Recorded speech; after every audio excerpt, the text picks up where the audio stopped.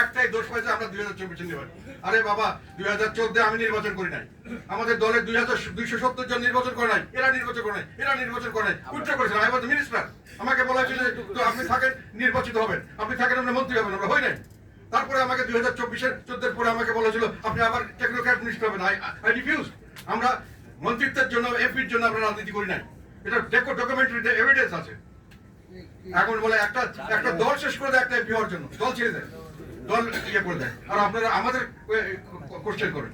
মাননীয় চেয়ারম্যান, আমার একটা প্রশ্ন সেটা হচ্ছে যে আপনি বলেন এগুলো আমি যেগুলো বলছি প্রত্যেকটা ডকুমেন্টারি এভিডেন্স আছে। মাননীয় চেয়ারম্যান, আপনি বলেন যে লেভেল প্লেইং ফিল্ড নাই, এই অবস্থায় জাতীয় পার্টি কি সিদ্ধান্ত নিচ্ছে?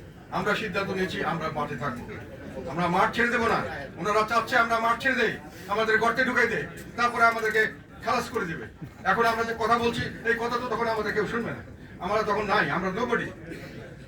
সেটা তারা করতে যাচ্ছে, আমরা সেটা ভয়েস হিসেবে আমরা থাকবো, জনগণের পক্ষের বা ভয়েস হিসেবে আমরা মাঠে থাকবো, শেষ পর্যন্ত মাঠে থাকবো। এরা নির্বাচন করাটা কি অপরাধ নাকি? এটা পার্টির ডিসিশনের জন্য তারা করেছে।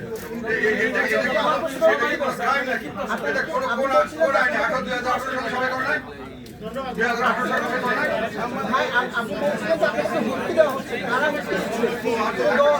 নির্বাচন কমিশনের কাছে আমাদের দাবি যেটা করেছি সেটা হলো যে লেভেল প্লেইং ফিল্ড করার জন্য আপনারা ব্যবস্থা গ্রহণ করেন।